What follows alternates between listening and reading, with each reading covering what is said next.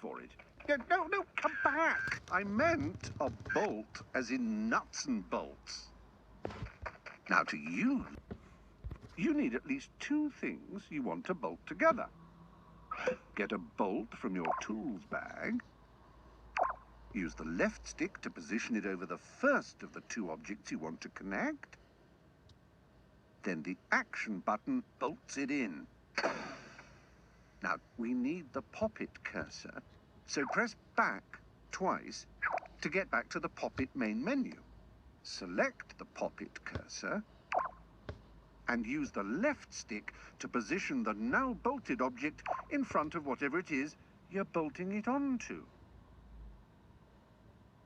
A quick press of the action button bolts the bally things together. You can adjust the tightness of the bolt via the tweak menu.